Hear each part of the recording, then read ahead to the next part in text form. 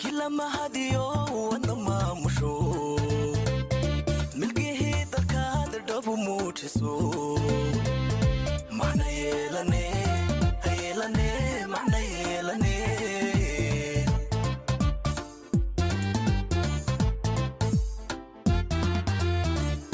kila mahadiyo wadna maamusho milkihii dalkaada dhabu muujiso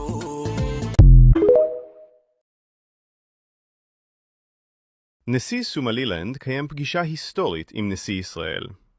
ואריק טראמפ דבוס, נשיא רפובליקת סומלילנד, הוד מעלתו, עבד אל רחמן מוחמד עבדלהי, קיים אמש פגישה וארוחת ערב היסטוריות בדבוס, שוויץ, עם נשיא מדינת ישראל, יצחק הרצוג, ועם אריק טראמפ, בנו של נשיא ארצות הברית.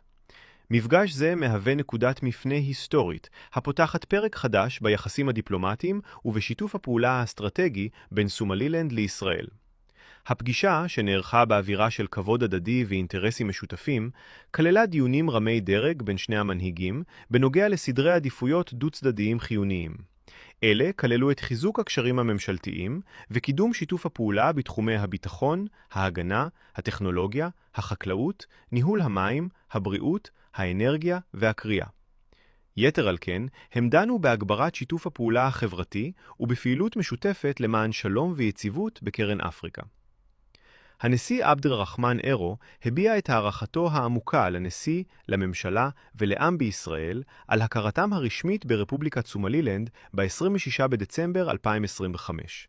הוא תיאר את ההכרה כאבן דרך אמיצה והיסטורית, אשר לאחר 34 שנים מאשרת את זכותו של עם סומלילנד להיות מדינה עצמאית בקהילה הבינלאומית.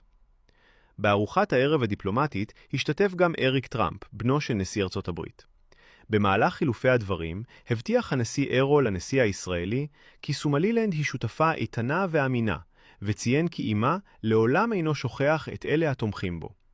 הוא הדגיש עוד כי סומלילנד היא אומה שוחרת שלום ואחראית, המאופיינת ביציבות, דמוקרטיה, ממשל תקין ושלטון החוק.